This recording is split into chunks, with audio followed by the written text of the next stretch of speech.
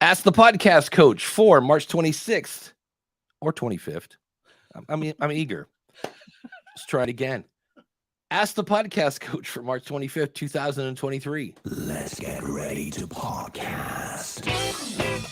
There it is. It's that music. That means it's Saturday. It means we're back. It's time for Ask the Podcast Coach, where you get your podcast questions answered live. I'm Dave Jackson from the School of Podcasting.com, and joining me right over there, it's been a while. It seems like it's been years since we've done this show. The one and only Jim Collison from theaverageguy.tv. Jim, how's it going, buddy? Greetings, Dave. Happy Saturday morning to you. It's like school starts again in the fall, you know, when you've been out for summer break. I don't know if we've ever taken 2 weeks off in the last 5 or 6 years. It really caught me by surprise. I was like, all of a sudden I looked up and I'm in Nashville, Tennessee, and I'm like, oh, wait, this means I'm not doing the show tomorrow. And I'm like, and we said, 2 weeks ago, hey, well, no show next week. And I'm like, we didn't say, or the week after. And I was like, oh, holy cow, what the heck? So, yeah, it's been fun. I was in Podcast Movement Evolutions. That was interesting. I think the new way to describe that show, because it's not a bad show, but somebody said it and I was like, that's the distinction. And that is, they said, man, there are more suits at this event. Suits. And I went, you know what? That's suits. So, but, and I was at Rockin' Pod in Nashville, which was a little more rock than pod this time around. It was, I got to see the guitar player from Twisted Sister, and I hung out with Ricky Rackman from the Headbangers Ball, and nice, so it was fun. David Hooper was part of that, so I got to hang out with Dave for a little bit. But a lot of music podcasters interviewing music podcasters, so it was a great event for them. And I got to talk about making money with your podcast and that whole 9 yards. But it made me thirsty. Oh yeah, and it's been 2 weeks since I even had coffee. So let's get this thing done. And of course, that I see, I'm so rusty. I don't have Mark queued up. I don't have slides. Is from our buddy Mark over at podcastbranding.co. If you think about this, right, when it comes to podcasting, they are going to see you way before they hear you. So what you need to do is make sure that you look great, and that can be done by going over to podcastbranding.co. Mark is an award-winning graphic designer as well as a podcaster.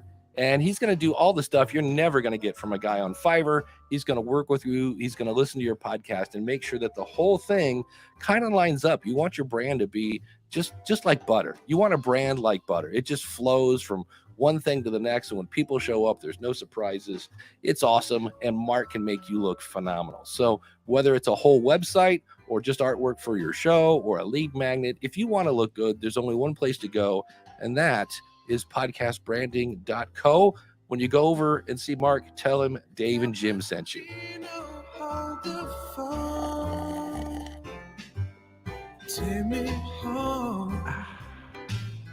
Oh, he's so good. Big thanks to Dan Lefebvre over there, Based on a True Story podcast at basedonatruestorypodcast.com. While we were gone, 3 new episodes, if you want to catch up. He's doing these weekly, this week in movie history. And he did last week Schindler's List, Valkyrie, and Rome, which are actually 3 really great movies. And then the week after, Waterloo, The Blue Max, and Hitler, The Rise of Evil. So if you are into movies, if you want to know if they're based on a true story or not, he's got stuff for you, including Radioactive, which came out 2 weeks ago. If you want to do that, check it out, basedonatruestorypodcast.com. Dan, thanks for your sponsorship. There we go. Yeah, when I realized that we weren't going to have a show, I just grabbed one of his episodes. I'm like, well, let's promote one of our awesome supporters. Nicely done. And I threw one of Dan's. Did you grab? No, I do not. Oh, but if you look at your phone right now, the last episode, I think it's like he does really good work. Like, it's really well done. He does you chose a good one. Yeah, I remember when you had mentioned that he was doing this kind of like This Week in History. Here's what happens. Here's how they talked about it in the movies. I was like, that's a creative way of just not being another show about movies.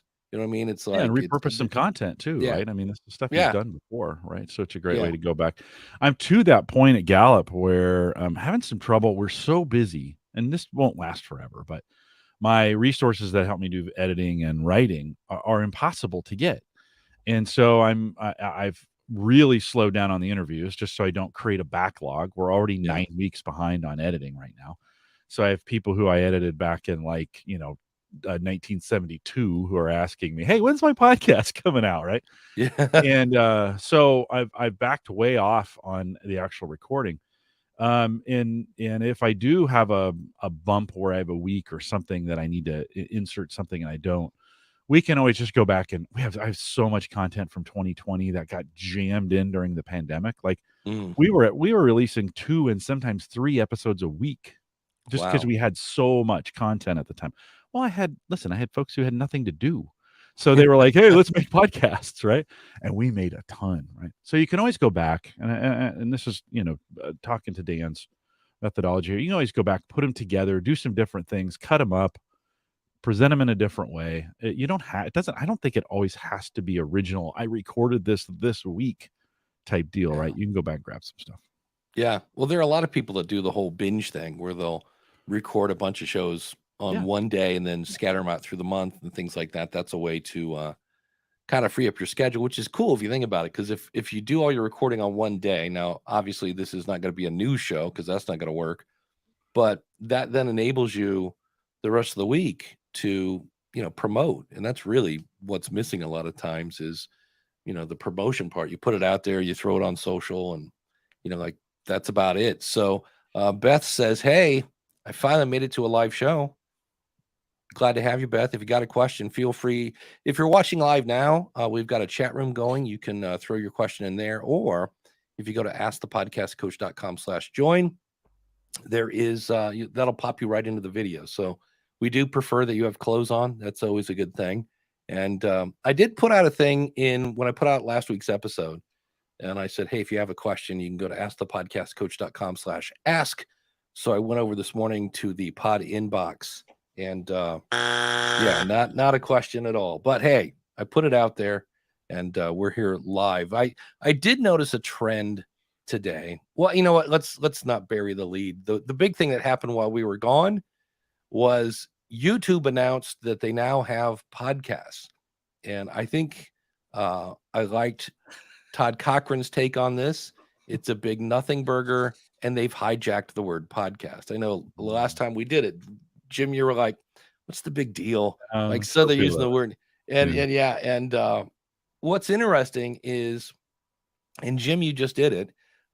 You go into your playlist in YouTube, and if you don't have one, make one, and you can say, "All right, I dub this playlist a podcast," and pigeons are released, and bands will play, and angels will sing.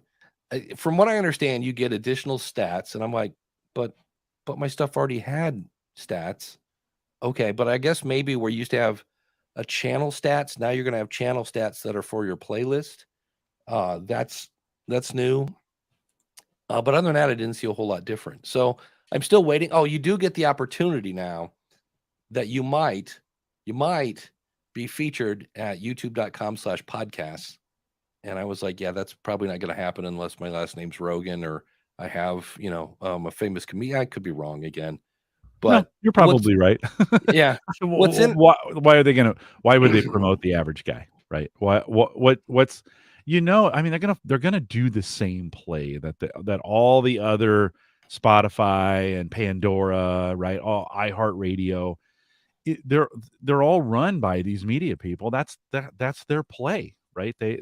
This is probably where YouTube is different, where YouTube media, I don't think is run by media people. I think it's run by technology people who don't really understand. Yeah, they have, YouTube's got the subscription for TV and some of those kinds of things, but you don't see YouTube going the way of like Netflix or going the way of like Amazon Prime, where they're creating new original content, where they know how to do media. I know this sounds weird. I don't know if YouTube knows how to do media. Like, they're good at taking your video. They're good at presenting it and showing it and stats and those kinds of things. I don't think they're good at promoting those, right? Their primary way of promoting you is through search. They want you to go through search because that's where they make money. I just don't think they're very good at thinking about these media types where you got to promote them, right? Well, the thing I think it's odd about this, as they've jumped into podcasting, and I think part of it is because James leaked that one story that the one guy sent to him way early. And he said, hey, YouTube's getting into podcasting, that they're not talking to James. And think about that. If you let James know what the plan is, there are a lot of podcasters that listen to James Cridlin every morning. So they're not talking to Libsyn. They're not talking to Blueberry. So we're assuming they're not talking. I don't think we heard Buzzsprout said that they haven't been contacted. So they're not really, if it's a bunch of tech guys that don't understand podcasting, they're not reaching out to at least the people that are in podcasting to go, hey, what's the best way to do this?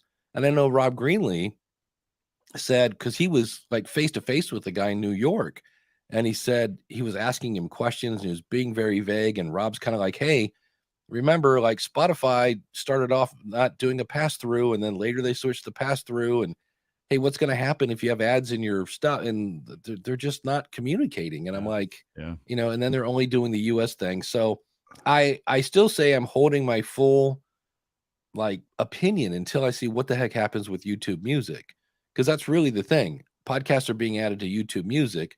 This also to me smelled a little bit like you have the YouTube team and the YouTube Music team, and they're both not working together, you know, because I'm like, wait, because we expected the announcements on YouTube Music, and then all of a sudden YouTube's like, hey, we have podcasts over here, and we're all like, wait, I thought you said YouTube Music.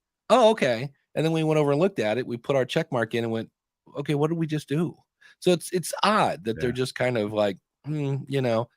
Gary says, I heard you had to put the full episode on there. Yep. We only post our interviews, not a full episode.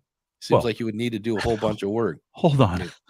Okay, full episodes. Full up. What does that even mean? Like, I could, if you just wanted to upload a video that was just the interview, you could do that and put it in a playlist.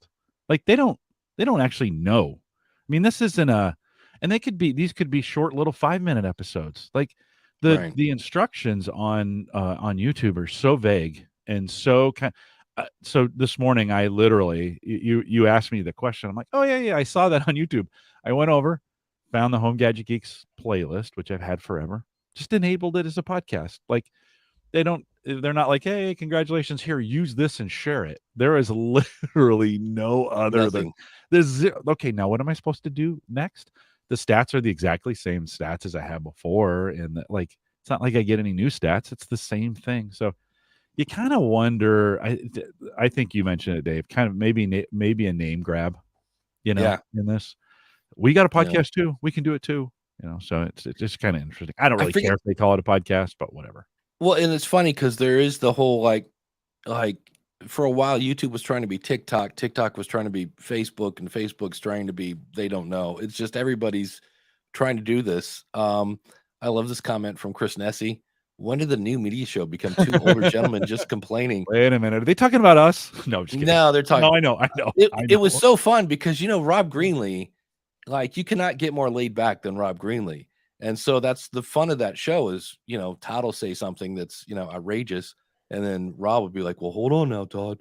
And what's great is Todd is like going, wait, you know what? There's a thing here and it's not working. And I don't know what's going on. And then Rob's like, well, hold on, Todd. I'm looking at it right here. You know, it's like, and I was like, wait a minute.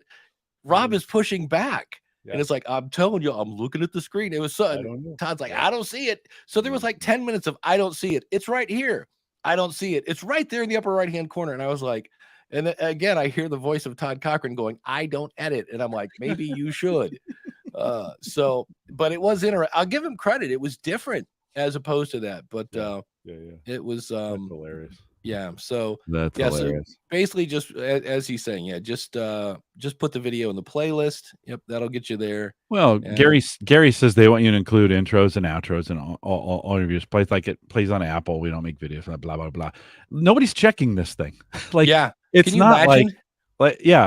I know they want you to, and maybe to get featured or some of those kinds of things. They're looking for full episodes, not just excerpts, right? But there's nothing stopping you from doing that. So, not that I can see in here. I know the recommendation, but I know the Ask the Podcast Coach is a playlist on the YouTube channel, and it gets the full unedited. Speaking of unediting, there's no editing on that for the video. I edit the audio when I can remember. I mean, I remember the one with the the guy that was naughty when he called in, and I said I would edit it out later, and then I realized I didn't. Oops. So enjoy the naughtiness on the audio. But well, it's been, here's our 4 recommendations, right? Create a public podcast, do it in studio, right? So they want you to use their studio piece to do this, which is okay. You can still just upload the regular right. way and do it that way. Avoid mixing clips, different shows, or uploads from other channels within your podcast. Avoid breaking up seasons. Like, they're kind of giving some just basic podcast advice here. Use the Right. same name of your podcast show as the podcast title. It makes it easier for your audience to find you. And then use a detailed description. I mean, this isn't anything. I mean, there's no earth-shattering Right. difference in this for sure. Yeah. So like I said, I'll be interested when I see what the heck YouTube Music is going to be, because I know they're only rolling it out to the US, much like they did when they did Google Play Music. It's like, all right, it should be interesting to see what they do with that. And on one hand, it's super easy to start a podcast on YouTube. When I say podcast with quotation marks, you just add a check mark. And I was looking around in Facebook and on Reddit, and I'm not sure. I guess I just forget. It's one of those things is if you do it all the time, it's just not scary to you. But everybody and their brother is like, I've been thinking about starting a podcast and I think I'm ready, but there's always a but. And I'm like, and everybody's just like, just jump in, just record, just do whatever you want. And I'm like, it just seems like everybody is kind of overthinking it. Then you have things like this where it says, I didn't have their name here, but this is from Reddit. Help make find a new name. Okay, that's an interesting sentence. In other words, help me find a name for my podcast. We talk about life, stories about us, and a little bit of everything, like games, movies, books, LGBTQ, ghosts, YouTube, and more. And we make jokes, and everyone is Gen Z. And when I hear stuff like that, on one hand, it's your show, do whatever you want. But when you say we talk a little bit about everything, I'm like, can we narrow that down just maybe a little bit? Because if you try to be everything and there's no focus, we need to come up with a phrase for this, like a chat cast or a convercast or something. Because I heard one, my last episode of the podcast rodeo show was 30 thirsty and something, or something 30 flirty and something. And it was, again, it's just 3 people having a conversation. And in their case, they dropped some sort of curse word about every 6 to 7 seconds. And it was weird because I wasn't offended that they were cursing. I was offended because, in my opinion, they were cursing wrong. Like, you gotta savor those, save them for the end of the argument, they were just, I mean, literally, by the time I got done bleeping it, their episode sounded like Morse code, just like so. So that's one, when I see people do that, I'm like, because on one hand I'm like, hey, just start. That one I go, yeah, maybe you should figure out who your audience is first and why we're doing this, and that whole 9 yards. I'm like, if you want to just have fun, go have fun, do that. So yeah, but Kim says, how do you do wrong? How do you curse wrong? It's just a case of, if I just, this effing shirt is on the wrong effing hanger, and GD, you're like, wait, why are you so upset about hanging up a shirt? You know what I mean? It's kind of weird. So, but I knew in the description, they were talking about, like, we're in our 30s, we don't have our S together, and we don't give an F, and like they're actually spelling it out. And I'm like, I know most people, when you put those kind of words in your description or in your titles, usually you throw in the little asterisks, but they were just going all to town. And I was like, well, again, in that genre of let's go cuss behind the barn kind of topics, like, they were doing it well. And if that was your thing, they're like, oh, I love this show. They're keeping it real, and they're dropping F-bombs every 10 seconds. And I was like, okay. Another question I saw, I think this one was in Facebook.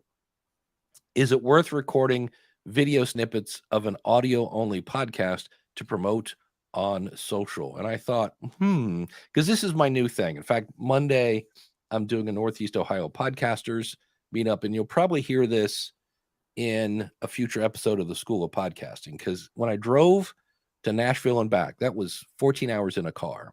And I listened to a lot of podcasts, and many of those were podcasts about podcasting and marketing. And Kevin Schmidlin from Grow the Show had one example, and I was like, that's a good point. And there was a guy, I don't know what the position was, but there was a guy that does some sort of job, and it's super niche. Like there are only like 2,000 people in the United States that do this job. I'm like, oh, that's cool. And this guy's doing a podcast for that. So kudos for having a niche. He then worked with some sort of official agency to get the addresses of everybody who does this super niche job. And I'm like, oh, wow, that's cool. And let's say I'm just going to say there are 2,000. So he made this postcard. Like, here's, you should be listening to this podcast. And Kevin said it didn't really move the needle. And Jim, can you figure out why it didn't move the needle? No, why? Think about this. Unless you go to check the mail with your phone in your pocket. And I was like, I think my new thing is going to be base your marketing around a click. So if I get a postcard, right, I go to the mailbox, I'm like, oh, look, it's a podcast about podcasting. Yeah. Well, number one, there's a really good chance a lot of my mail comes with a bunch of ads almost rolled up, right? That's like, it's a magazine, but it's been folded in half, and then other stuff has been put in it. And there are times when I will literally open up the mail, look to see if there's any bills. And most of my bills now are digital. I don't even get those. And a lot of it just like, I never even look at my mail because it's crap. And so there's part of it. But the other one was, he said, even if this guy looked at it and said, oh, I should listen to this podcast, think of the steps he has to, okay, I have to go get my phone. Then I have to, what was the name of the show? Unless he's carrying the postcard with him, right. You know? And I was like, that might be a good point. Whereas the things that people are saying are working are things like advertising in other podcasts, newsletters, right? If you advertise in a newsletter, you're one click away from somebody going to your website. And I thought, and I heard one, I think his name was Dan. He was on the podcast by Deidre from Cap Show, which is, again, kind of growing, either grow or growing your show or something like that. And this is the guy behind Pacific Content, who have both those guys have moved on. And he was saying that even when social works, it's a trickle, because when I'm on social, if I'm on Facebook, I am scrolling, I'm looking for pictures of my nieces and nephews on one version of Facebook. And on the other version of Facebook, I'm looking for podcast stuff and stories and kind of keeping up. But I'm not really stopping and reading. On occasion, if it's somebody I really like or know or want to know what they're thinking about, if somebody posts a long Facebook post, number one, it's not very normal. You know what I mean? Most of the Facebook posts, it's a picture and here's me hanging out with Steve and Christy at the, whatever, so you're kind of just scrolling, keeping up with what's going on. And if somebody says, click here to listen to my show, or, hey, we just released a 4-part series on sex trafficking, you might not be in the mood. Like, you're not catching people where they're ready to switch and go to a podcast. And I was like, you know what? That's kind of true.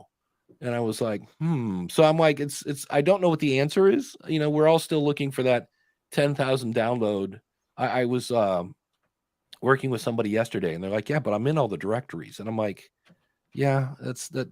I said, if you remember phone books did make you famous. Right.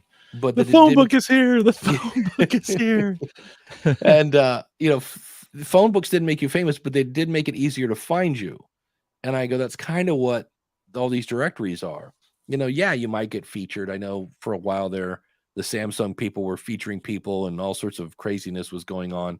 But, in the end, it's not going to do that. So it'll be interesting. I just was like, that makes sense if I'm going to do marketing. And that's why, people are trying to do interviews. Like, let's interview each other.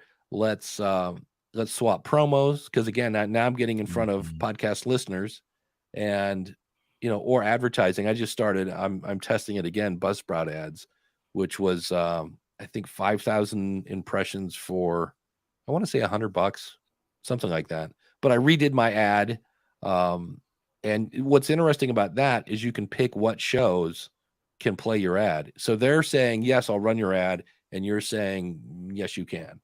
So that's kind of interesting. So right now, which I think this is probably a mistake, I'm letting 19 shows are up for, will you play my ad? I should pick 4, because then that ad will show more times on a smaller amount of shows than a few times on, 19. I was like, I should probably go down and thin the herd a little bit on that. So it should be interesting. I don't know. What are your thoughts on marketing and grow? When somebody says, how do I grow my audience?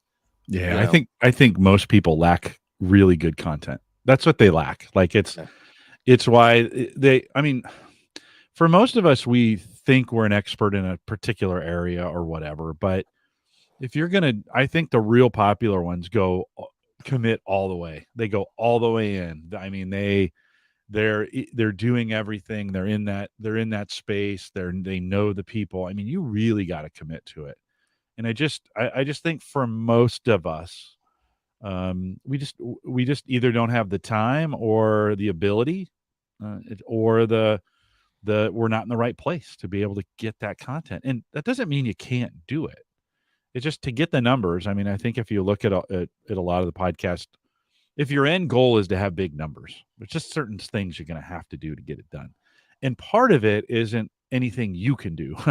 The universe needs to accept you in some regards. A few things need to go right. There needs to be a few relationships where it happens. And I think you have to have really, really interesting content. And I think, and I'll put myself in this, I think most of the time our content's just a little average, it's just, and it's okay.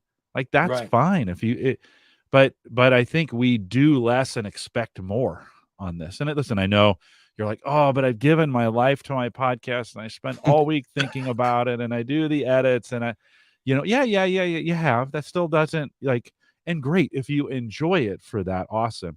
But if I started a small business, let's just say we'll stick with the Steve Martin theme, and I put the thing on my glasses, right, that holds my nose up, and there's no need for that, right? Or people aren't looking for that kind of thing. Doesn't matter how hard I try to sell it as a salesperson, it's not going to sell. And if your podcast is providing things that people don't need, don't want, or they don't like you, it's probably not going to go very far, right? Yeah. And again, that's okay, because it's you doing your thing, and if you want to still do it, you can. But it's always that battle between, I want it to be super popular, or I want to get advertising, I want it to pay itself. Listen, there's plenty of small businesses that fail every single day in this country, and they fail because they're just not needed or they're run poorly, right? So I think you got to look at, what am I doing, and what do I have, and where am I at, and what's my ability, and then set your expectations accordingly. And then I think sometimes if it's not working, a small business owner, when it doesn't work, it's pretty obvious and they're losing money. They stop doing it right? Pretty fast. I don't know if we've got that message in podcasting sometimes, where it's like, yeah, this ain't working. Well, okay, stop doing it. It hurts. Or pivot. It hurts when I do this. Well, stop doing it. Yeah. Kind of thing. So, or pivot. Yeah, no, absolutely. Pivot to something that I don't think we see podcasts enough as a small business. And that's what they really are. They're small businesses. And you could do a small business as a hobby. That's fine. If you I always ask people, how are you going to measure success? Yeah. And that's really a thin veil of, is this a hobby?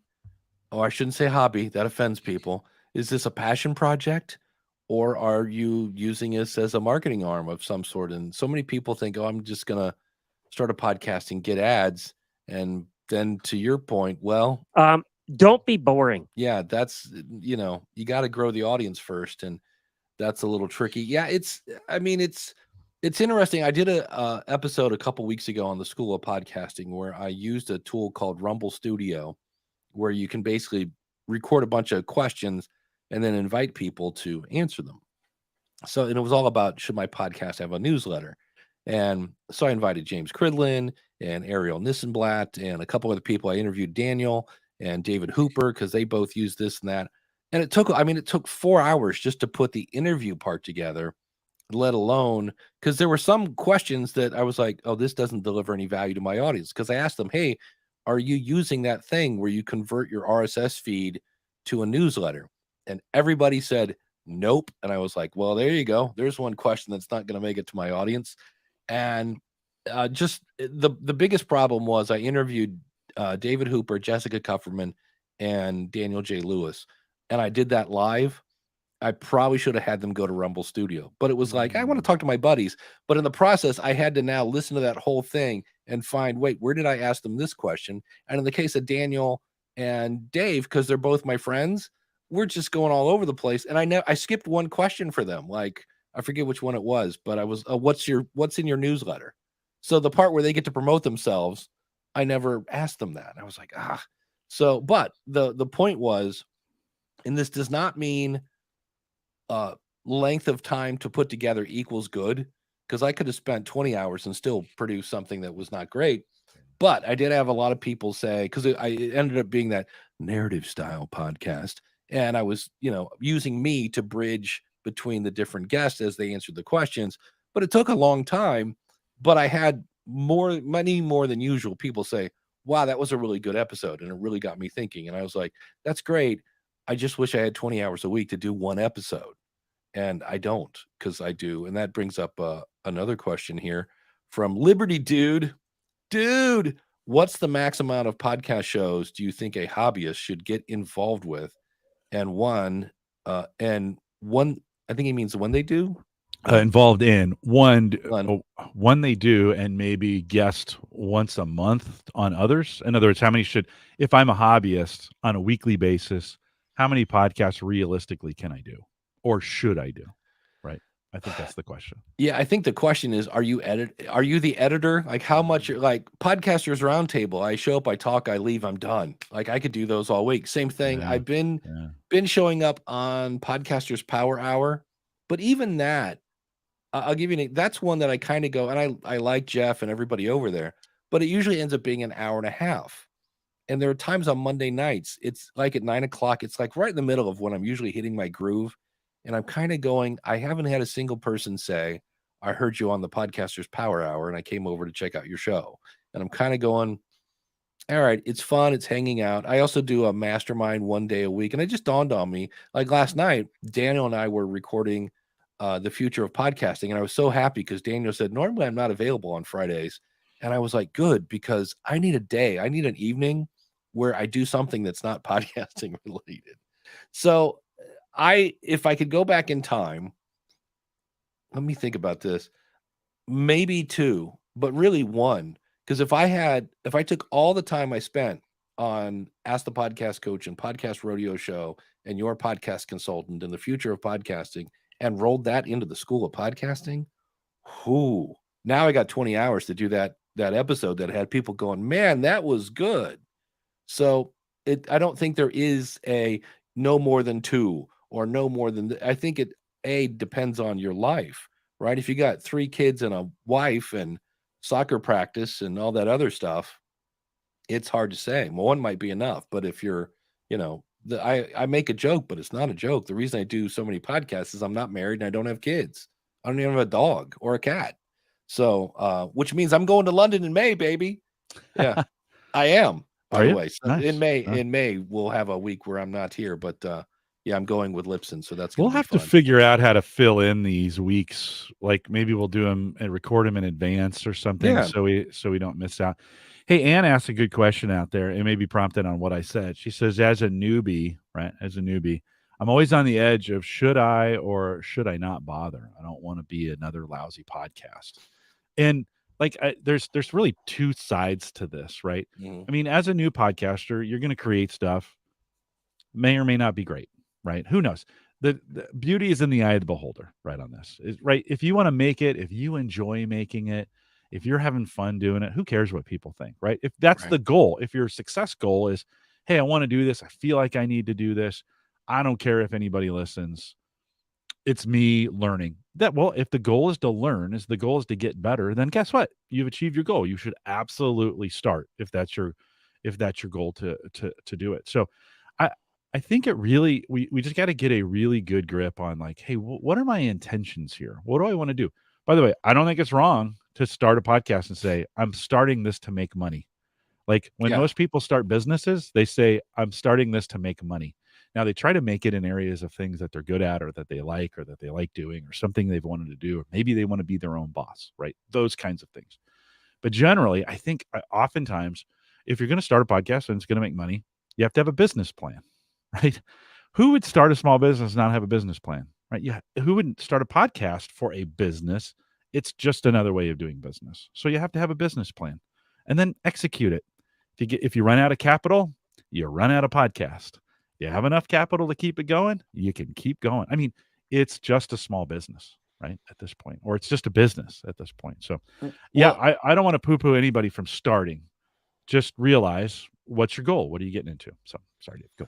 No, that's all right. And to me, like I saw, let me pull up one here real quick. I see a lot of people that are thinking about, like we saw the one, like, hey, I'm going to be a little bit of everything to everyone. And yeah, here's one. Hi, I'm Kevin from Baltimore, Maryland, looking to start a podcast. I'm undecided on the technology or just doing a variety type podcast. Which form works for me? Let me know. And for me, something I see in successful podcasters is when I was interviewing Joe Salsi High is kind of having an offshoot. He's not in the podcast, but he's helping produce it. It's kind of it's under his brand. And the one guy asked Joe, he goes, hey, I want to do a real estate show.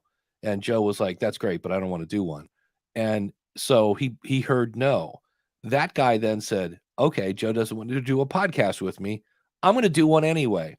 That's the guy that's successful. That's the woman that's successful. Like, no, I'm doing a podcast. I have to talk about this.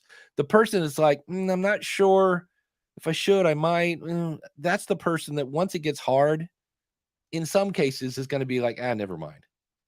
And I'm like, I really want that person that's like, no, I got to talk about this. This is going to, that kind of thing. So when I have the person that's kind of like, I might, I'm like, I you kind of need that fire in the belly. But I think Daniel said he says, I think it's fine for not every episode to be amazing. And what's fun about that is there are many episodes that I go, this is okay. And that's the one that people are like, that was amazing. And I'm like, really? I thought it was kind of like, it's like meals. They all nourish you, and some of them are mind blowing and some are amazing. Yeah. Ever read a book and like chapter 6 is like, meh, it's like, started off good. Yeah, I know people that stop watching television shows after a couple of mediocre episodes, though, right? I mean, you get into it and you're like, well, listen, there's always exceptions. Seinfeld wasn't very good when it started. No. Right? I mean, you think there are plenty of episodes or plenty of shows that probably should have been canceled, didn't, and they made it. There's plenty of shows that were great. Well, think of Lost, right? Great right out of the chute, and then it kind of fizzled to the end. I think that point is not to compare yourself to any of those or what you're doing, but what you are doing, right? Well, what do you want to do? And to back when she was talking about should I do this, and you're talking about your business plan, don't ignore the stats that when Rob Walsh says that only about 9% of podcasters get enough downloads to get a HelloFresh, a BetterHelp, a blah, blah, blah. Flip that bad boy around. That means 91% of podcasters don't have enough downloads to get an ad. So what does that mean? Maybe advertising is not the way to monetize your show unless you're hyper niche. The best way to make money with the podcast, if that's the goal, like Jim said, hey, there's nothing wrong with that. There's absolutely nothing wrong with that. But if the goal is, hey, I'm a coach and I want to get clients, you better have a call to action at the end that says, hey, if you'd like to work with me, blah, blah, blah. Maybe you better maybe you do some interviews with clients and you say, hey, I'll give you a 50% discount on our next session if you let me record it and put it out as a podcast. Because now your audience can see, oh, that's what coaching is. Natalie Ekdahl did 2 years of interviews because, that's what everybody did. You interviewed entrepreneurs. Consequently, she didn't get any clients, started doing coaching calls, and everybody went, oh, that's what coaching is. Coaching off the, So that's another one. Like when we go into the why, so many people interview other people and the goal of their show is to position themselves as an expert. I'm like, well, you're failing at that. You're positioning somebody else as an expert, unless at the end of the show you go, you know what? That was a great conversation with Jim. You know what I really liked about that? And you kind of put a little stamp of you at the end of it. But you have to know, I always say, why are you doing it? That's really that. And then who is it for? What do they want? And what can you talk about that will hold their attention while migrating you to your why? And again, sometimes your why is, I just want to get it out there. I just want free therapy. Okay, do that. But you have to know this ahead of time. What kind of frustrates me sometimes is the person that does the chat cast, right? The Convercast. And it's just us. We're doing it Rogan style, and we talk for 3 hours, and it's inside jokes 24/7. You have no idea what we're talking about. And then you go, how come I'm not, I've been doing this for 8 months now and I'm not making a dime. Okay, back to Jim's point. While you guys are having fun, your audience is lost on what the heck are these people talking about, and you're not very good. Don't be boring. And you can't be boring and make money. So it's kind of tough. And I'm with Jim. I don't want to poo-poo anybody. If you just want to do a show, I always talk about Batman in the basement. Do Batman in the basement. It's a lot of fun. Just don't expect people to, 10,000 downloads. Or maybe it will be successful. Yeah, this is the other thing you don't know. There's been some conversation going on out in the chat room about Star Trek, right? And in the 60s when it came out, it wasn't very good. It wasn't received very well. Oh, man. It was a little bit ahead of its time. Maybe your podcast is a little bit ahead of its time. Maybe you just got to wait for something to happen. Well, then there was a really bad phase of Star Trek. The very first movie was terrible, awful. It's surprising they made it even past that, right? But they did, and then, the rest is history. But there were plenty of sci-fi shows that came out in the 60s and 70s that didn't go anywhere. So I think sometimes go ahead. Well, and yet there are really horrible ones like Lost in Space where Dr. Smith is being chased by somebody with a spaghetti strainer. Yeah, it's low budget, it's bad acting. Yeah. And somehow Lost in Space becomes this icon. You kind of don't know. I mean, we just heard where NPR is canceling 4 shows. Now, come on, it's NPR. These guys know how to make audio. Not everything's going to work. And on the other hand, other things might work. I saw there's a show on Hulu called Up Here, and I like it because it's and look, I hate musicals. I've never once in the middle of Ask the Podcast Coach was like, our next question, it makes me want to dance. Musicals drive me nuts because I've never once wanted to get up and dance in the middle of whatever. But it's called Up Here, and it's almost a musical. There's always one song on it, and it's very Broadway. It's very theater. There's a lot of theater in it, but it's about 2 people in their 20s, and they both have voices in their head, and the voices in their head are acted by other people. And I was like, this is a weird show. And then they threw in the musical thing, and I'm like, okay, now I really don't want to like this. But I like the one actress, and I was like, you know what? I'm going to watch this because it's different. It's not CSI Poughkeepsie. It's not some sort of medical show. It's not the show where the 2 people hate each other. I saw there's one with the guy from This Is Us. The dad from This Is Us is in a show. She's a FBI agent, and he's a crook. Ooh, but they really like each other, and they're a couple. So the whole time you're like, oh, well, when are they going to figure out who's who? And I'm like, yeah, I like that the first time when it was called Mood Lining, and you had the 2 people that hated each other that eventually connected. But this was really different. And so that's one of the hardest questions when you're starting a podcast, and I can't answer it. In some cases is, okay, well, what's going to make your show different? Because I know you're going to call it Talking S, right? There's about 37 shows called Talking Shh. And I'm like, okay, but how's your show different? Poop and emoji. Sometimes, yeah. And so it's tricky sometimes to answer that question. Or in some cases, the only thing that makes it different is, well, it's me and my background and things like that. But well, and Dave, I'm surprised, just to be honest, that we've done Ask the Podcast Coach as long as we have, right? Because typically these things have a lifespan, right?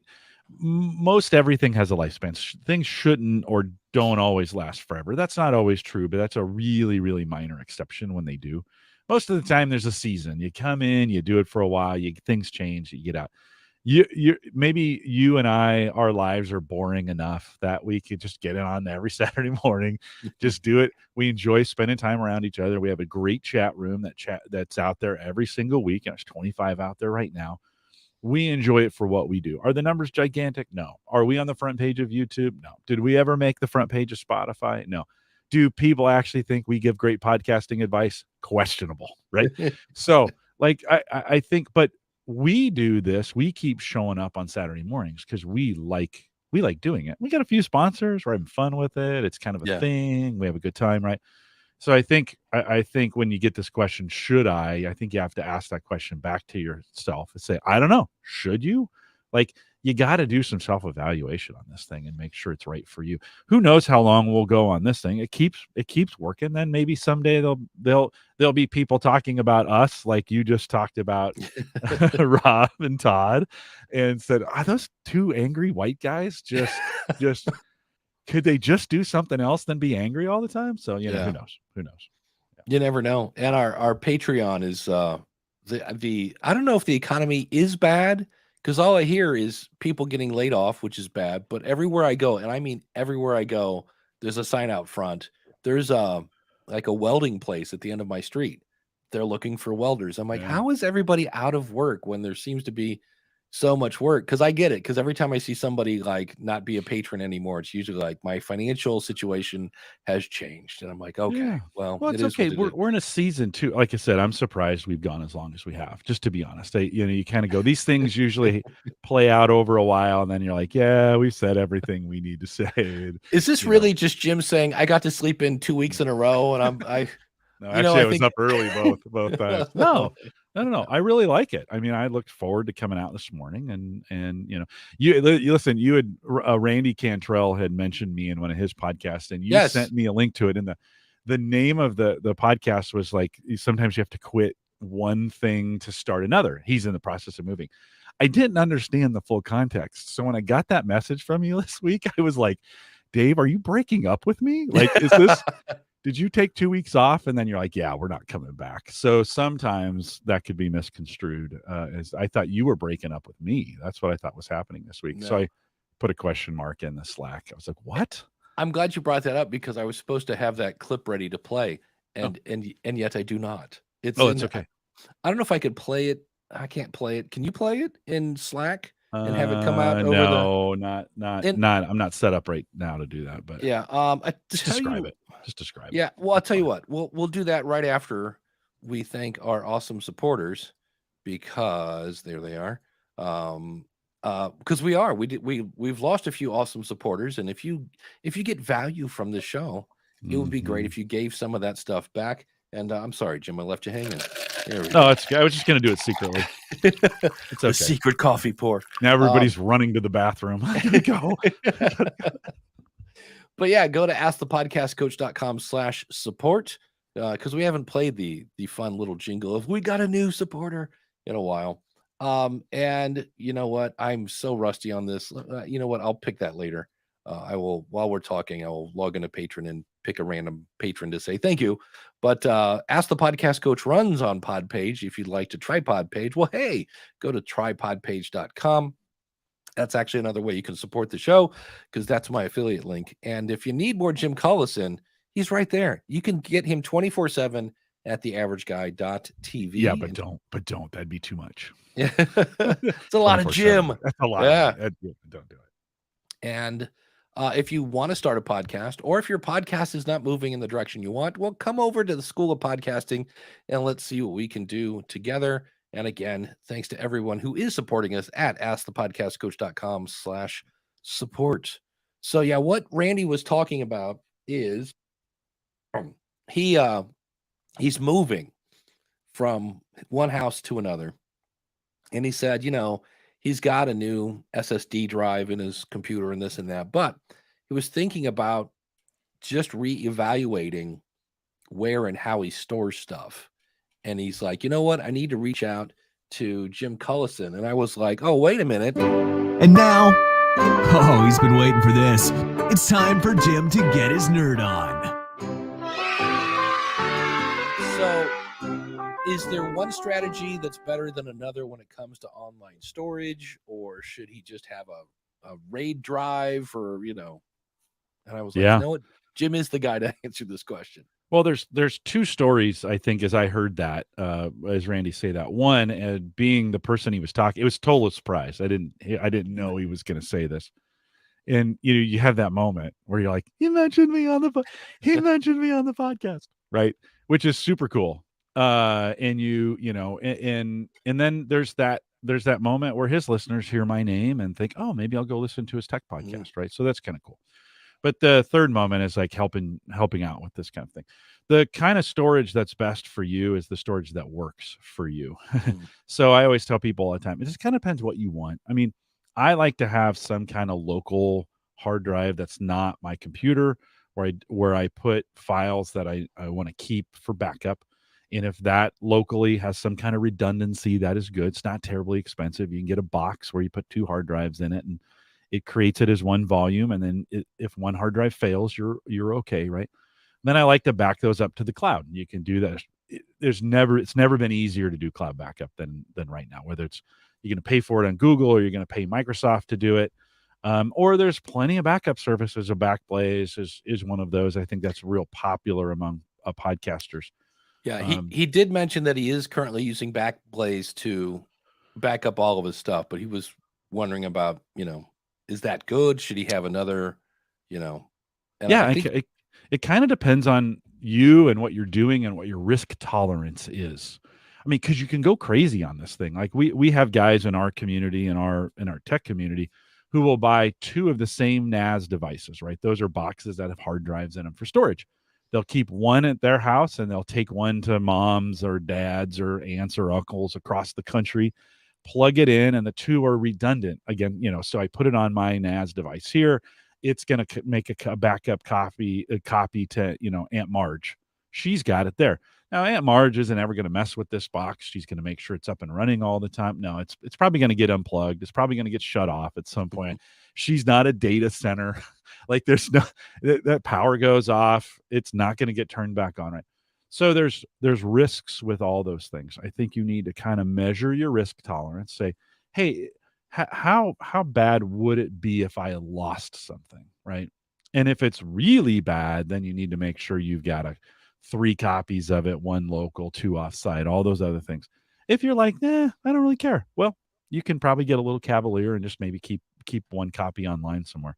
So it just depends on you. There's plenty of ways. It's never been easier to do backup than it is right now. And there's plenty of devices that can do it. I'm going to say they're not cheap. The prices of the boxes have gone up. The prices of hard drive space have gone down.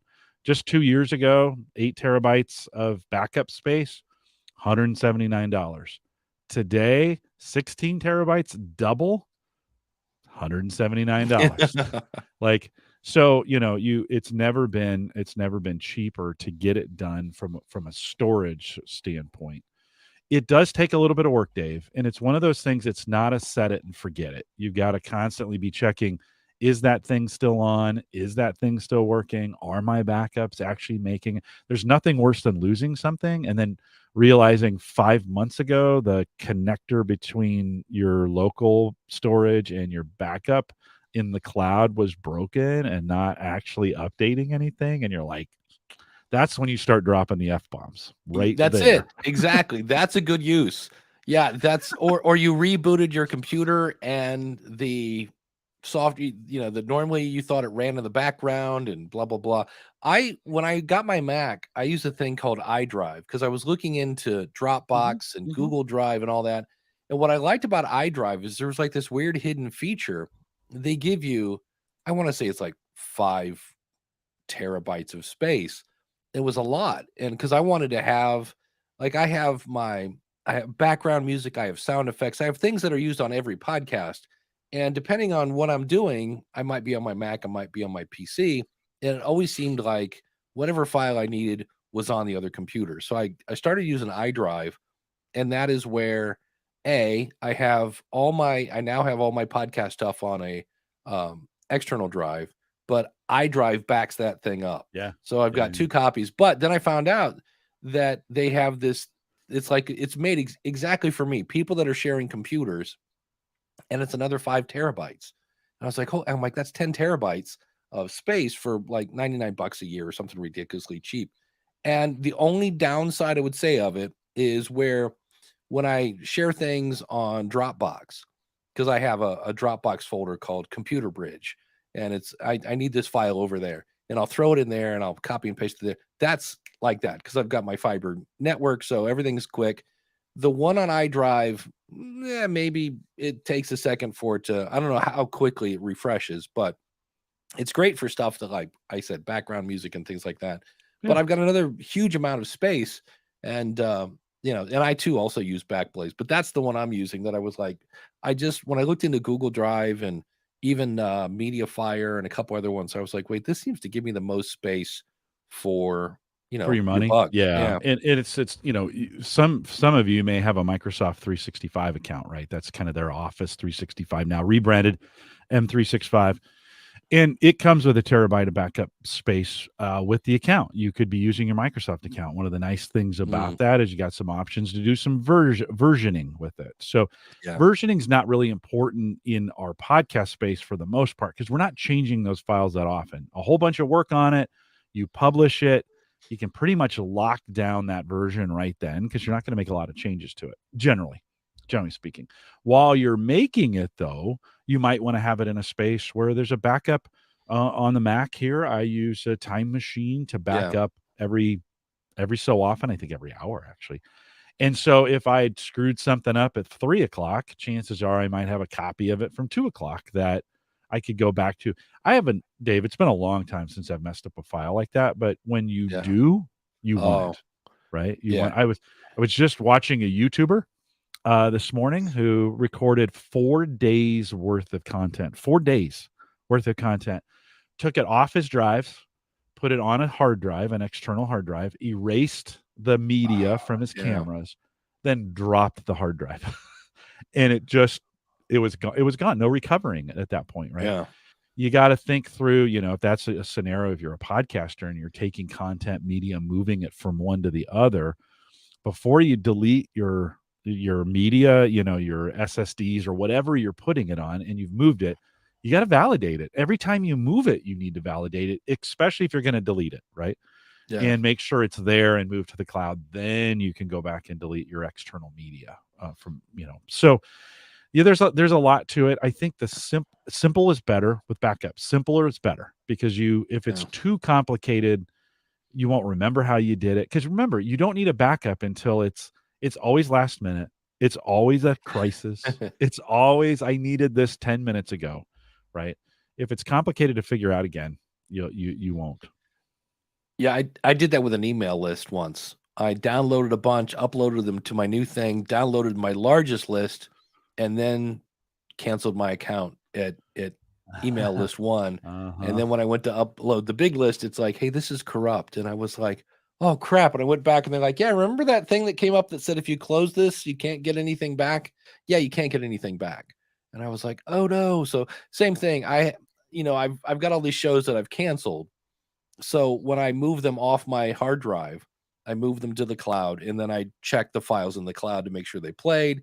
And once I was happy that those are there and they're working, because I'm never going to play those again. But, when they make the Dave Jackson Museum or whatever delusions of grandeur are in my head, why I'm keeping these, I don't know. It's there and it works. So yeah. No, keep that in mind. So, right so I hope that helps, Randy, and good luck in your new studio. So I pinged Randy that day. I heard that. I was listening to it. I listen to Randy on a fairly regular basis, so I heard that.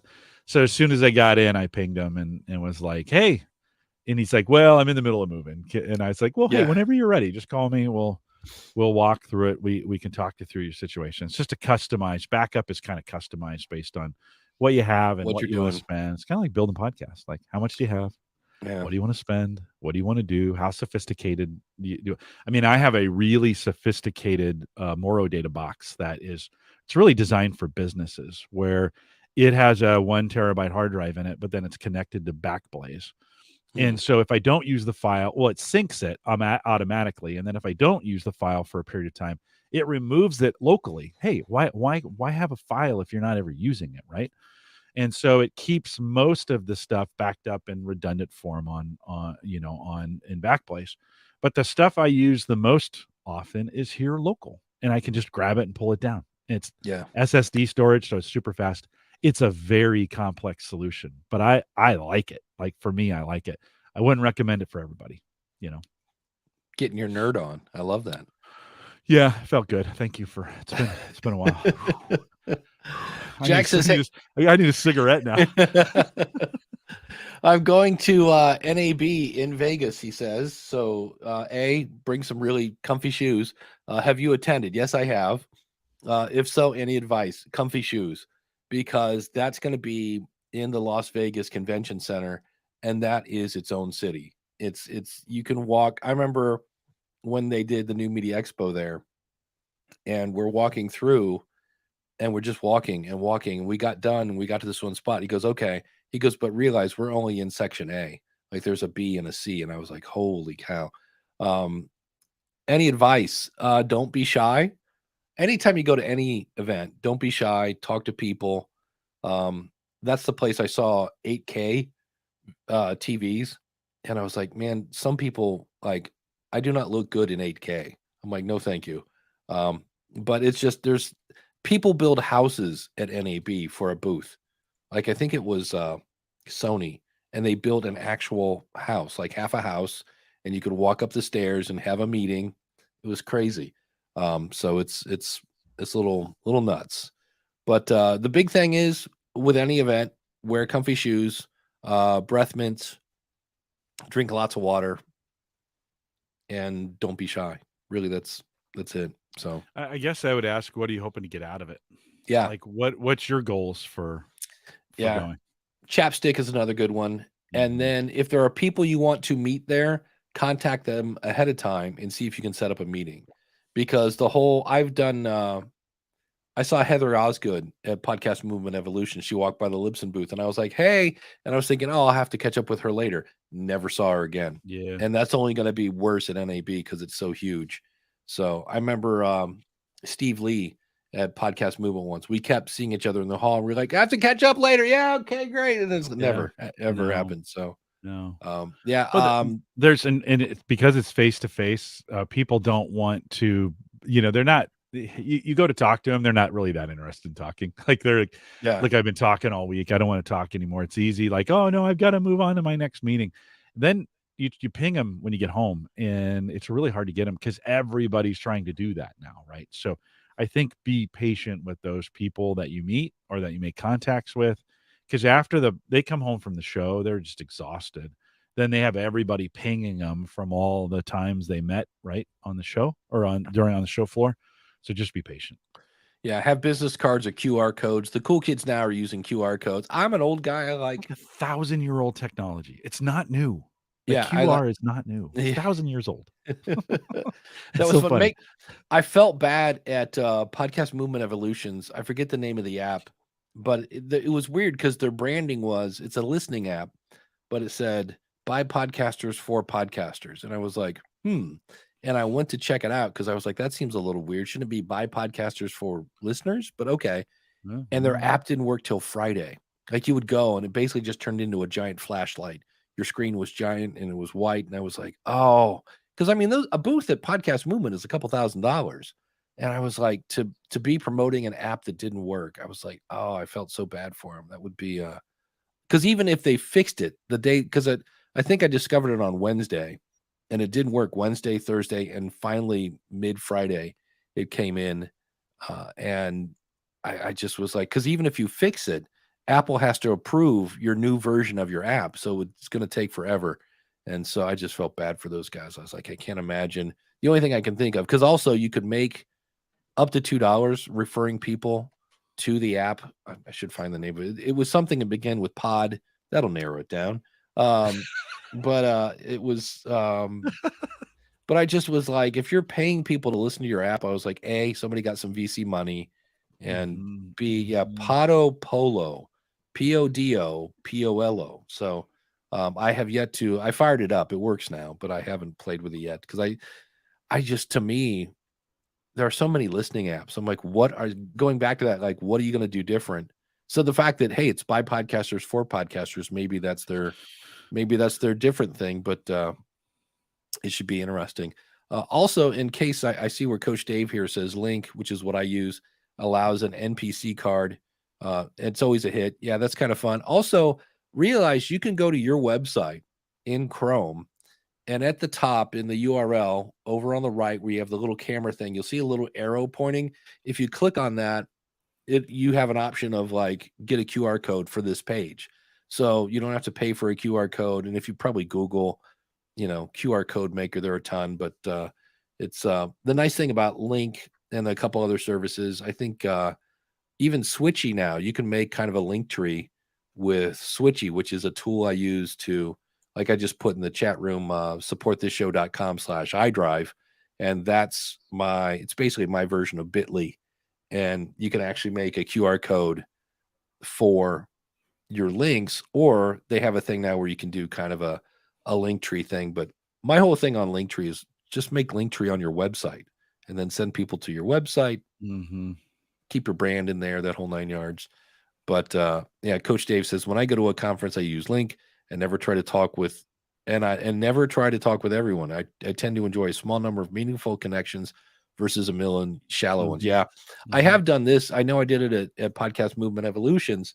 Was I'd kind of talked to, everybody I usually talk to, and I was like, but I probably should meet some new people.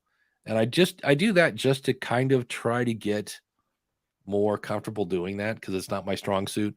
And I remember Libsyn had a party where everybody was around, and I just went to every table because I was kind of like, well, I have a Libsyn shirt on, I should be talking to these people. And you never know who you're going to meet. And in many cases, you'll meet somebody like, oh, you know who you need to talk to? That person over there. So you can kind of be the connector, or vice versa. They might go, oh, you do such and such, you need to talk to so-and-so. So I'm with Coach Dave. I've been at conferences where I knew nobody, and you just try to make a bunch of new friends. And that's always awkward, because there is that time when, Jim, you've probably done this, where you're talking to somebody and within like 15 seconds, you're like, yeah, there's nothing here. Like there's it's just, and you're like, you're both, and that they know that know that they know that, like, there's nothing here. And you're like, okay, so how can we politely get out of this without being rude? Well, it was great talking to fist pump. Well, it's great talking to you. Thanks for thanks for. I like have a good show. Yeah, I like taking puppies and beer. That usually, if you just have puppies and beer, then the people just come flocking to you. So that's usually what I take. It's usually what I take to conferences. Yeah, and yet I have to see, that was a podcast one. Yeah, I forget the name. Was it Launch One, or is that even still a thing? First, that's my whole thing. I'm like, I know the Puppies and Beer, we still talk about it, but does the actual product, listen, it's a great example, going full circle back to what we were talking about. Yeah, there's plenty of companies that have thrown a whole bunch of money at new startup things. Doesn't guarantee there's going to be any success for it, right? I mean, we try this all the time, and you think, oh, I'm going to start a podcast in this space, and there's just so many factors involved. And they had Puppies and Beer and all they were doing all kinds of things, and a bunch of young kids being like, yeah, it's going to be great, and I'm not sure if it ever went anywhere, yeah, and that had a lot of money behind it. Yeah. Ken is asking about, since we're talking events, how was the Christian PodCon? It hasn't happened yet. It's going to be in Houston. I just applied to speak there. But I couldn't tell you, because I know it's now the Spark. They kind of, it's still a Christian conference, but for whatever reason, the word Christian isn't in their title anymore. It's like the Spark Media Conference. Misty is the woman there. She's awesome. I can't think of the rest of the name though, but I forget, somewhere on Facebook it was like, hey, speaker submissions are open, and I was like, oh, cool. That's one of my favorite events, because why? It's a small single track, and everybody gets all the same information, and by the end of it, you've met everybody. That's my favorite. As long as there's a place to network, that's a key there, and time to network, and people aren't blasting Detroit Rock City in your face. Because the thing at Rockin' Pod was, there were 3 stages, and then there were booths, and some of the booths had their own stereos, so it made networking a little rough when well, if you ever want to just hate your life, just run a conference. Like, dude, guarantee, like, so many people, and people are just brutal about those things coming to the conference. Like, It's too loud. It's not loud enough. Like Yeah. this should be more exciting. This should be more, more laid back. And Yeah. We need a people com- spa. people We need a complain dance party. totally. They complain Well, about the silliest things, and throw on top that you are gambling. You go to a hotel for sure. and say, okay, we're going to buy X amount of rooms, and then you have to fill them. And if you don't fill them, you pay for them anyway. I was like, oh, It's a holy huge cow. gamble. It is a huge gamble. And the bigger you try to make it, the more of a gamble it is, and it's just, you're dealing with people. It's like your podcast listeners, right? It's never, you talk more about this. Don't talk about that. I'm not, and you just, but at the conference level, I just feel for those guys. I see them, you go and then you see them and they just got the I'm dead inside look in their eyes because they've spent a year getting ready for this. And I hope, I just wish as podcast attenders or conference attenders, we'd be a little more gracious with some of those things. We're just not, so. Well, I'm going to be interested to see how podcast movement in Denver goes this year, because that's where all the shenanigans happened last year. I think we're past that. I hope so. Beth had asked. Oh yeah, for sure. Yeah, the whole Ben Shapiro nightmare thing. Yeah. I'm hoping that is like we've all learned our Right on. lesson. And Beth had asked about the Spark conference. It's a Christian podcast conference, and it used to have the again. I'm not, this might get more people in it, but it's in Houston. Let's see if they have the date here. But it's I will say this, it's primarily, it's not geared towards women. Like, it's not a women's only podcast kind of thing. But I will say that a good 90% of the conference is women. I remember me and Rob were talking where it was like we were like one of 9 guys or 2 of 9 guys in that case. I'm trying to see where, because this is not the, of course I was on a submit yourself, but this is at, if you go to sparkmedia.ventures, we'll get you there. But I'm looking to see if they have a date, because the thing I saw was in Houston. Misty Phillips, yes, is that's her on the front page here. And it's a great time if you're a Christian podcaster. It's kind of cool. It's a great place to find other people to network with. You can actually say the J word and not be frowned upon. So it's a good time. It's like I said, it's one of my favorite things. The thing that was cool was me and Sonny, who used to work at Zenler. Sonny Bono? Sonny Bono? Oh no, I think he's still dead. But we ended, because we were in dare you? How dare you say that? We went to Joel Osteen, who I affectionately refer to as the Happy Jesus Man. But he's the guy that took over the Houston Rockets old arena and turned it into a church. And so Sonny's like, hey, we're going to go, like, I'm going to see Joel Osteen. Do you want to go? And I was like, you know what? One in Houston. Why not? And it was, the cool thing about it was the onboarding and just seeing how they run their event. It was way cool. So anytime somebody asks you, hey, do you want to go see something new? Maybe say yes, and it was really cool. The thing that they don't show as much on TV, he has a band that just kicks butt, or singers and stuff. Amazing talent. So that was kind of cool. So yeah. So and if you're not sure, I think I want to say pod.events. I'm going to guess because, everything begins with pod, but I know James Cridlin had a website. I had one for a while. Yes, I guessed right. Pod.events. Podcast Global is in March. I'll be speaking at that next week. Podcast Launch Workshop by Sound Media is March 28th. Descript Video Workflow.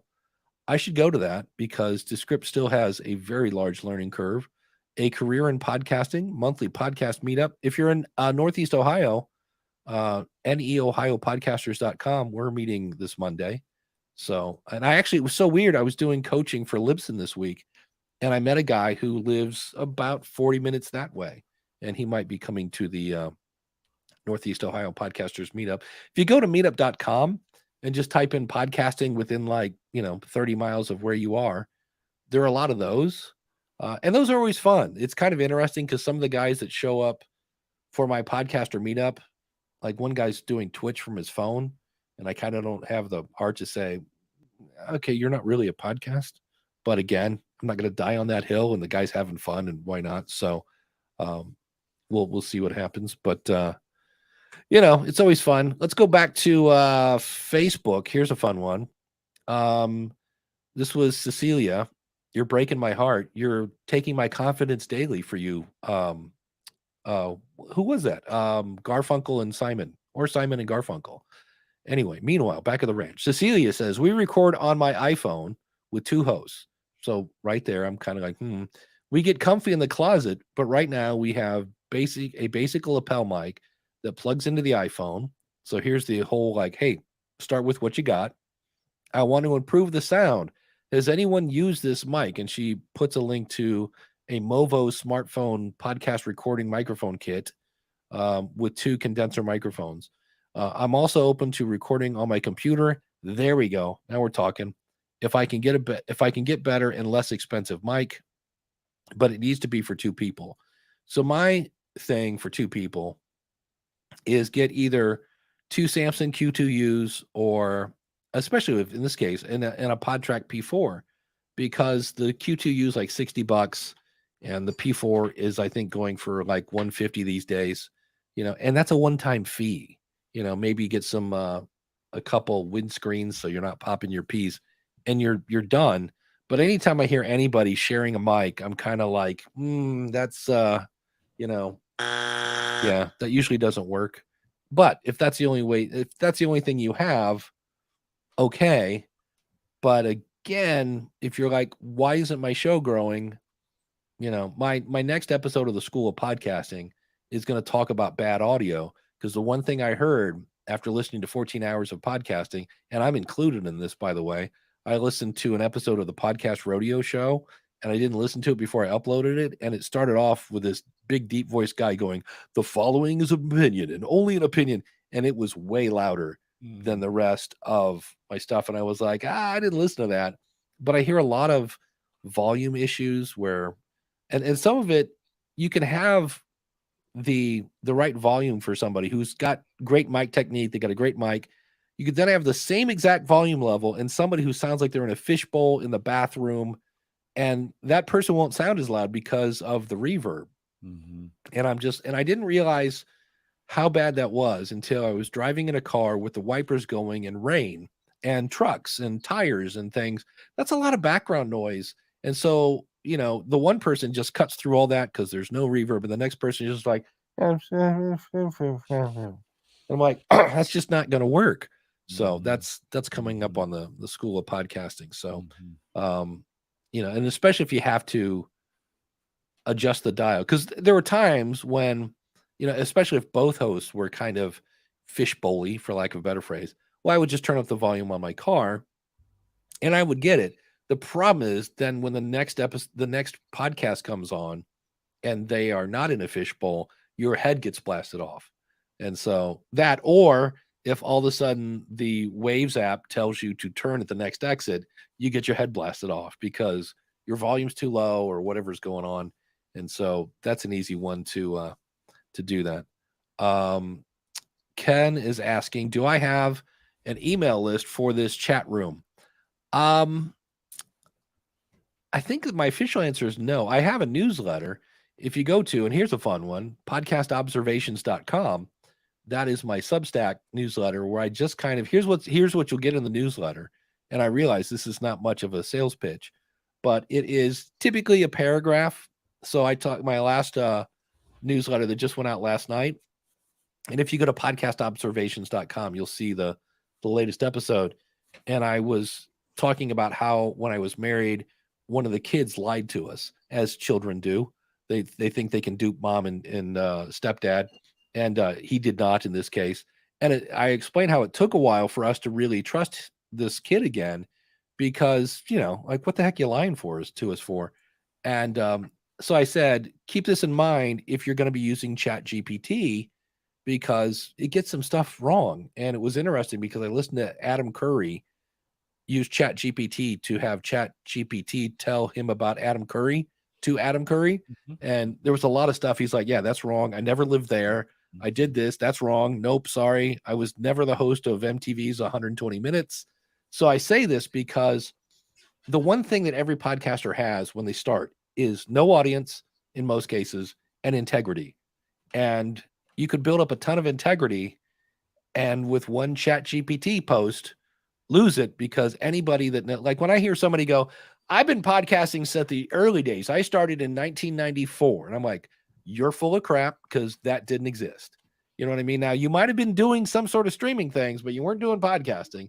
So, or now when I hear somebody go, I'm in the top 5% of listen notes. Nope. Everything you say is crap. And there's a new thing that just came out yesterday, and I'm not even going to say the name because I can't remember it, but there's an influencer rating and it's based on how many reviews you had and blah, blah. And I was like, oh no, here comes another stat that we're going to start spewing out. So just realize, and I was like, I'm not anti-Chat GPT. I actually used it to brainstorm a little on one of the episodes I just did. And I was like, oh, that's a good point. And then I took that point and made it into a story. But, the people that are in the know in your industry, when you say things that are blatantly wrong and it just proves you did no work, you could ruin your reputation. So that was the newsletter. And then it was like, oh, and here's a link to the School of Podcasting. Here's a link to Podcast Rodeo Show's latest episode, because that's another fishbowl-y episode.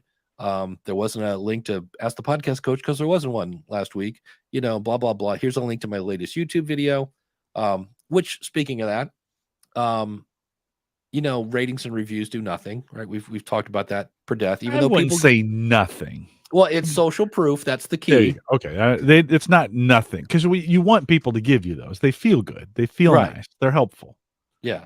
Yeah. But they don't help you get found. But no, it's social proof. I'm with you all day long. Yeah. They feel great. My podcast reviews, you can have your review sent to you. But I said, what else is social proof? Because I heard Heather talk about on her podcast about podcast advertising. She goes, advertisers are kind of paying attention to reviews. And that's not the first time I've heard that. I've heard people say, well, they use that as proof of an engaged audience. And I said, what else would be proof of an engaged audience? A newsletter with about 2,000 people on it. Because again, now I'm one click away from clicking on your sponsor. I think that would get a sponsor more excited than, look, Jim Mom 27 thinks I'm great. So if we're doing social proof, I think that's where a newsletter, if you're making a press kit, and if you haven't seen it, Edison Research just put out a bunch of results from like share of ear and blah, blah, blah, all sorts of stuff about podcast listeners. And basically they're smarter. They make more money. Everything a sponsor would love to hear. There's a report on that. And so if you're making a kit for yourself for sponsors, like here's why you should sponsor my show, you might say, oh, and by the way, we have a 3-package deal. I can mention your show for X amount of money per such and such. If you want, I can put a link to your product in my show description. And for another amount of money, I will actually mention you in my newsletter. And it just so happens, Mr. or Mrs. Sponsor, that currently we're running a special. If you buy a 3-month package, you get all 3 for the easy low price of 3 easy payments of blah, blah, blah, blah, blah. So that's a fun way you can use the newsletter as well. Yeah. So look at Ken dropping some super sticker $1.99. Thank you, kind sir. Thanks, Ken. Appreciate that. Whoa! Thank you, David Lee Roth. Yeah. Coach Dave, go ahead. No, you go ahead. Coach Dave says, I like newsletters a lot, especially when combined with other channels, podcast, video, and social. The other thing that I've noticed is I've had 3 people sign up for my newsletter for the School of Podcasting. And that's when I went, I should do a newsletter more often. All cross-pollinating and linking. What I want to see, and I haven't checked, maybe I'll do that today. It just went out last night, literally like 10 till midnight, because that's the best time to send a newsletter when everybody's asleep. But I was like, if I don't do it now, I'm not going to do it. And what I've also done is I'm using Substack because I'm not really using it for marketing. I don't need the A/B split tester. I just talk to my audience. So I was like, you know what? I like Substack. And when I switched to them, I don't know what sort of weird like cross promotion mojo they're doing over there, but I'm getting more people joining that list than I ever did when I was on ConvertKit and MailerLite. It was on my own website. I still promote it on my website, but I'm getting more people signing up for that. And so it's been fun. It's been interesting. But you can go into a previously published and say, make a new newsletter based on this old newsletter. And then you just go in, because it's always the same thing. Opening paragraph that makes you think, here's what I've been up to. So here's the links to stuff. Here's what caught my eye. So in this case, it's the Rode NT1 5th generation condenser mic. And then what's coming up in the future, which was, hey, I'm doing an episode on bad audio. And what I need to add to that is, do you have any questions for Ask the Podcast Coach? Click here and leave them here. So it's a lot of work. It's almost as much work to do a newsletter as it, and maybe it's the same or more to do a newsletter as it is a podcast. Like it's an enormous amount of work. I think it's like, oh, just write a few things and I'll just crank that thing out. Well, for the first couple weeks, that's not hard. And then you start resenting it. You're like, oh, I got to write a newsletter this week. So I think that's also one of those things to look at. If you're going to do a newsletter, keep it reasonable. If you like writing, you probably have better odds of it continuing long term. If you don't like writing, chances are you're going to regret it type deal. I've stopped a newsletter a dozen times, and I'm not good at it. So it's like, let's punt. I just no, people don't need that from me. That being said, if you really like doing it and you like writing that content, do it for sure. Like, it's a really great way to. Some people like to read it versus hear it. So, get it done. It's just work. It's just as much work. I didn't do it in the last episode, but Substack has a way. Like, you can actually use Substack as a media host, which I'm not, but I can actually record kind of me. And what I usually do is, it's super casual. I'm like, hey, let me tell you what's in this newsletter. So if you don't want to read it, just click play and I'll be like, here's what I did, blah, blah, blah. Coach Dave says the other thing about newsletters, if you get canceled, deplatformed, whatever, your list still works. Yeah. So if your media host goes out of business because you decided to use Fred's house of hosting, you have a connection to your audience. And that's another thing. If you want to bounce ideas off people, like, hey, I'm thinking of doing this, you could do a poll or whatever. And that comes in handy because you already have people who have said, I want your content. Like, these are kind of your super fans, your super engaged audience that they want even more content from you. So it's a good list to bounce ideas off of. I'm thinking of doing this. What do you think of this? Is this something you would be interested in, et cetera, et cetera? And so that's another good use of a newsletter. And I didn't do it for this reason, but Substack's free because normally I don't like free stuff, but they do have a way. If I wanted to, I could have a premium version of the newsletter. So I'm like, okay, as long as you have a way to make money and you're not free all the time, 24/7, because free stuff again is not a great business model.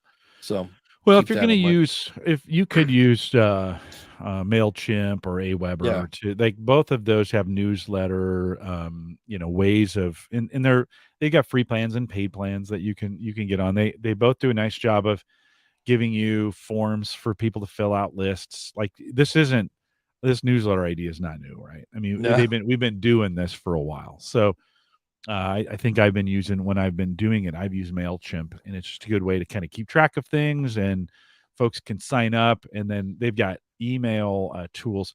Well, I guess advice I'd have on a newsletter or any email, any email lists you have. Over the last 3 years, people have, like, 1/3 of, at least in the United States, 1/3 of all Americans have changed jobs each year for the last 3 years. Like, we've had a complete turnover. Most people are not working where they used to work anymore. If they gave you your work email address, it's probably bouncing at this point. And so now, depending upon how people sign up for your newsletter, they may have given you a personal address. That personal address even may be getting blocked by the mail provider. So it's really important. This is one of those maintenance things with newsletters. It's really, really important that you're not only writing great content for it, but after you send it, you have to go back in and see what happened. Is it getting delivered? Because you'd hate to write like, we send stuff out all the time. I have a network of about 14,000 certified coaches around the world. And every month we send them a newsletter, and every month I get 60 bounces on that thing. And I go back in, it's a clue to me. Hey, somebody changed their email address and didn't tell us. And I contact them on LinkedIn and say, hey, what happened? And they're like, oh yeah, I took a new job. I forgot to change it with you guys, right? You have to be active on your newsletter, expect the longer you've had it. And you have to be active with the addresses to make sure that you always have the most up-to-date one. Otherwise, in a year or 2 or 3, half of those may not even be being delivered anymore. So you can't set that one and forget it. You got to be always checking email addresses for maintenance. Yeah. And then Dan says, just don't forget to back up your list periodically. Yeah, in case you true, do, because there are mail people that occasionally like, hey, like Substack, I do very little marketing in that because they have a very gray area on like, this is really meant for writers. And if you start promoting things heavily based on their terms of service, and it's not like if X of percent is this and that, it's like, it's really based on their opinion. If they could pull you off that, because they're like, you're kind of using this more for marketing. This is more for blah, blah, blah. But man, that went quick. Did you have something else you wanted to add? Nope. You were getting ready to wrap it up, and I thought I'd get close to the mic. But it's nice to be back. Thanks to the chat room. I don't think I'm going anywhere anytime soon for a while, so that's the good news. But Jim, what's coming up on Home Gadget Geeks? Yeah, Mike Wieger, who is a longtime host on the show, is back. Yeah. We spent some time talking about this new golf gadget. You put it on the end of your club, and it measures distance and all kinds of crazy things with this little app that you have, and it's super cool. It is super, super cool. I hadn't seen it before. We'll post it a little bit later today out to homegadgetgeeks.com. Nice. Yeah, that does sound fun. I'm not a golfer, but I know those guys love gadgets. So as I mentioned on the School of Podcasting, we're going to be I have examples, and it's interesting to hear just how bad the phone sounds.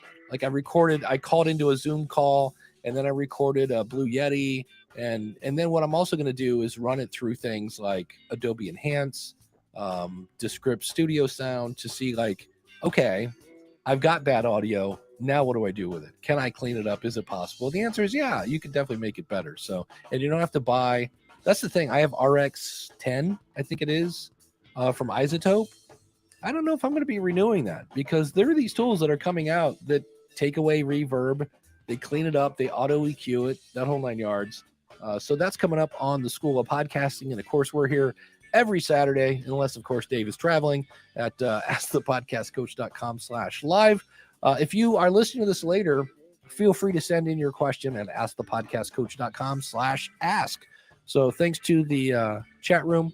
We will see you next week. Take care. Keep podcasting. Like and subscribe. Ring the bell.